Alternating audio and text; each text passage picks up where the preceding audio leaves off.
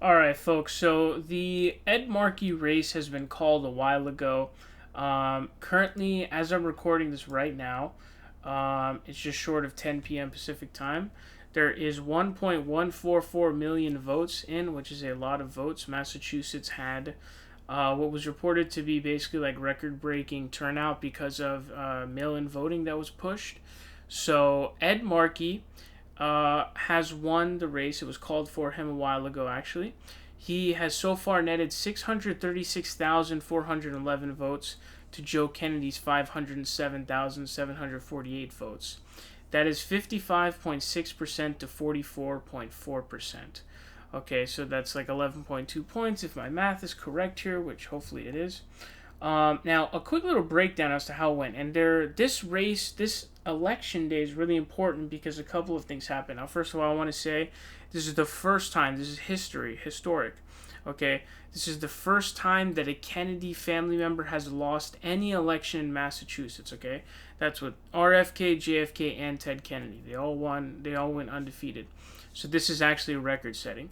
But I really want to talk about the other races. I'm going to do serious in-depth breakdowns up tomorrow because they're actually really important races that need a lot of analysis on them. So what's interesting here, some of these western areas that are small went for Ed Markey, but a lot of these areas which actually comprise of MA01, which is the district that Alex Morse ran in, Springfield, for example, went pretty heavy for Joe Kennedy. Because MA01 is actually a pretty neoliberal district. It has a lot of these neoliberal areas in them.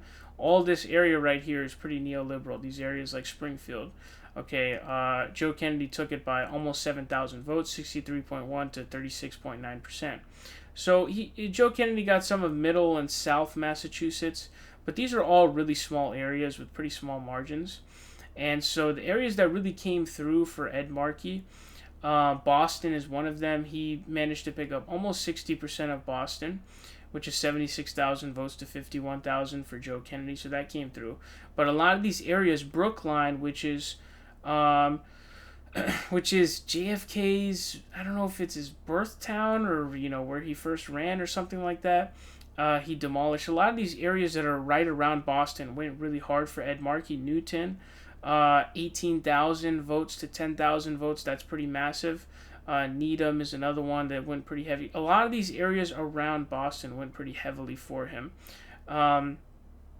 Quincy went a little bit for him, not much. Cambridge, Somerville is one place where he almost got 20,000 votes to about 5,000 votes. That's a margin of 60% of a victory. That's huge. That's insane. That's massive. Arlington, 12,885 to 3,909 votes. Okay, these areas all went hard, and currently I'm looking for Cambridge. Hard to find right here.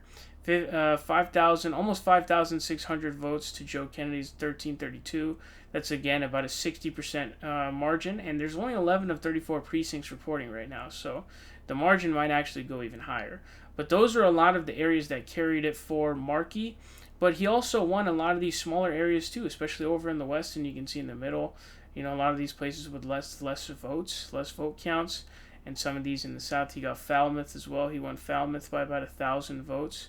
So he was able to, take this victory via those. Now, Ed Markey is not perfect in terms of his record. Okay, he's not perfect, but AOC was a really big fan of Ed Markey and a pretty heavy pusher of Ed Markey because he was, I guess, a co-introducer of the Green New Deal.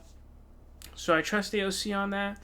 And I'm hoping what happens is Ed Markey takes a pretty hard left turn because hopefully he looks at the people who propelled him to victory as well as the people who supported him in the primary. Your AOC supported him in the primary, whereas Nancy Pelosi and Beto O'Rourke came out to endorse his opponent, So hopefully he looks at that and he's like, "Yo, I'm gonna say fuck you to you guys, and I'm gonna go full progressive left." That's what I'm hoping that they will do. That's what I'm hoping. Sorry, what Ed Markey will do. But it looks like he's gonna win by about like 11 points. Hopefully, I was hoping it would be around like 15 to 20, but that's kind of hard to do when you have this big, vote counts. He lost by 130,000 votes, which is a lot of votes to lose by, obviously. Joe Kennedy lost his seat, but I'm gonna have to go in depth on the results on his seat that he lost because that is actually a really big disappointment what happened in that race. But that requires a heavier deep dive, so I'm going to get into that tomorrow. But Ed Markey able to take it, Alex Morse unable to take it, but I'm going to be doing a deep dive on that race tomorrow to explain the real details of that. So good news at least is Ed Markey taking the dub. We get to keep the Senate seat. It's a really big, important thing for sure. Big win.